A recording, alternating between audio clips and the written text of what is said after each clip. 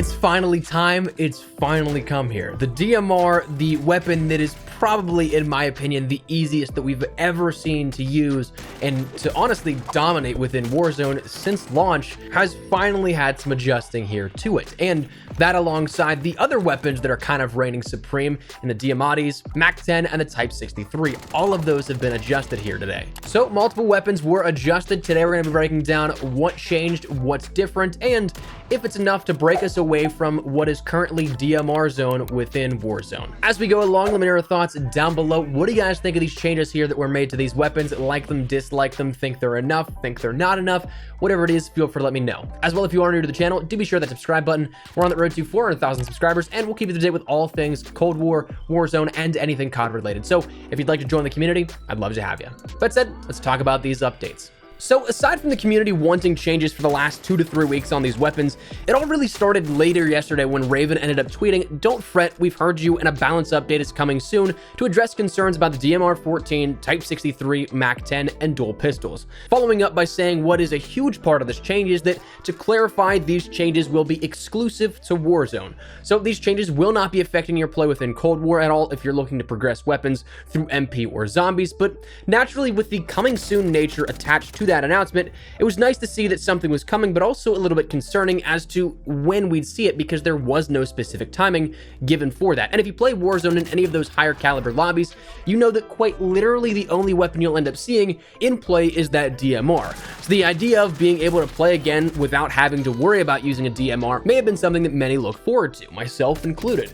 Now, admittedly, I had no idea when we'd end up seeing this kind of stuff. Treyarch ended up announcing that their playlist updates would be moving to Thursday, so initially I thought, okay, maybe Thursday, but then I considered, well, maybe this will require a title update since it's a major weapons tuning pass, and we don't see that just for Cold War. Maybe this isn't in line with those timeframes, so maybe next Tuesday at the earliest, right?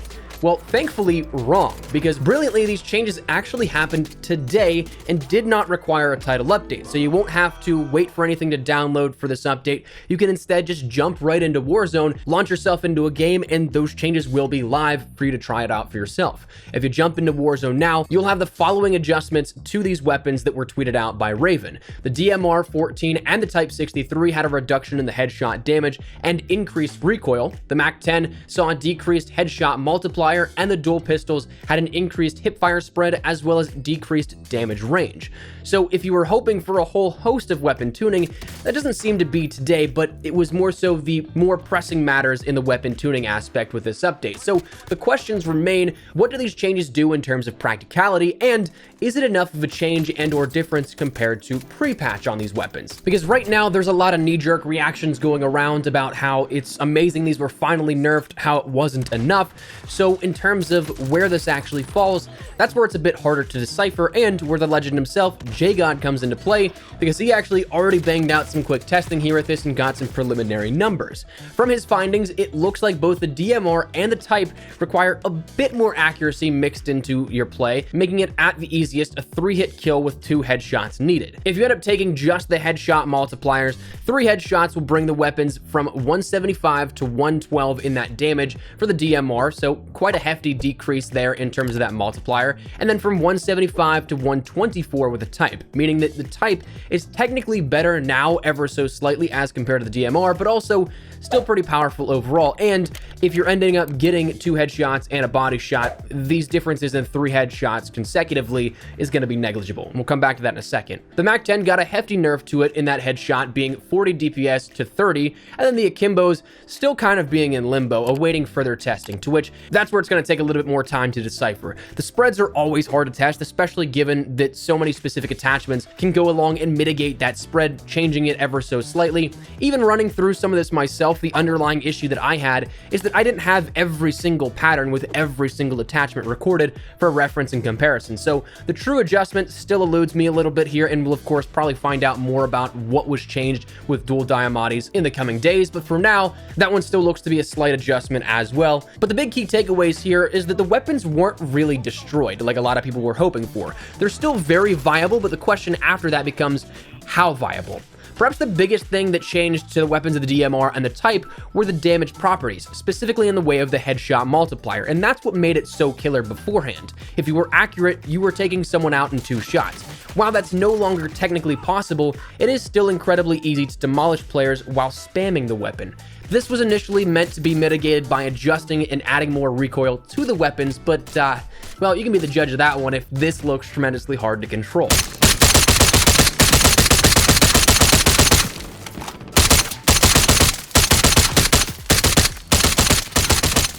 So overall, the weapons are absolutely still viable. The DMR is still a beam machine. You're probably still going to be seeing it used quite a bit within Warzone and Plunder. The Type made a comparative leap here with the DMR in which they both got tuned and rolled back a little bit, but they're still both very good. And again, that DMR kind of excels if you're hitting 3 consecutive headshots, but again, that's not necessarily needed. That extra body shot will do the damage and cross over that 100 HP mark, so the difference in the headshots are kind of negligible here with that one. The Mac is still absolutely a bullet hose, and if you hit 1 or 2 headshots, you're still going to take out a player quick as anything, and the Diamatis are still wildly good in a singular fashion, so even if the hip fire on the dual wields proves to be something that is a little bit more of a hindrance rather than a positive outcome for using that, you can still absolutely shred through players with the Diamatis singular. You can still just run one of those as your secondary and be totally fine. But again, a big key takeaway here to this is that this is only specific to Warzone. So again, if you were working, say, towards gold, diamond, dark matter, or on the other side of the coin, any of your zombies camos, you don't really have to worry about this changing anything in terms of performance. Nothing on the Cold War side of things is going to be changing out, which is definitely nice. But also, I'm curious to see where this leads here in the future with breakaways from damage properties and things like that, from Cold War to Warzone weaponry, given that Raven is now kind of taking balancing into its own hands here and being completely independent of the mainline title. So that'll be interesting to see how that all transpires in the future. But again, one other big thing here is that I guess right now the big interesting part is how this will play out in the community. On paper, it looks decent, but again, how much of an actual practical change it makes, you might still see a ton of DMR spam. You might still see a ton of Diamati spam. You might still see the Type 63 kind of reigning in supreme as that successor to the DMR, that if players don't want to use the DMR, they can still use something just as easy to use in the Type 63.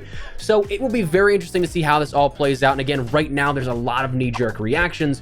So for the time being, we can't necessarily definitively say, was this enough? Was it not? So for now, I'm going to leave it up to you guys. What do you think of this here? Do you guys like the changes that we've seen so far within Warzone to these weapons from Black Ops Cold War? Do you think it was enough of a change? Do you think it wasn't enough of a change? Whatever it is, feel free to let me know your thoughts down below. Love to hear your thoughts on all of it. But if you enjoyed the video, make sure you drop a like down below. And of course, if you are new to the channel, make sure you guys subscribe so you don't miss a single thing regarding all things Black Ops Cold War, Warzone, and anything COD related. We'll keep you up to date with all things that you need to know. So if you're interested, hit that subscribe button. If you also want to follow me over on Twitter and Instagram, those are the best places to get connected outside of YouTube. I live on both those. So if you guys want to strike up a conversation, ask me a question, whatever it may be, that link is down there in the description below.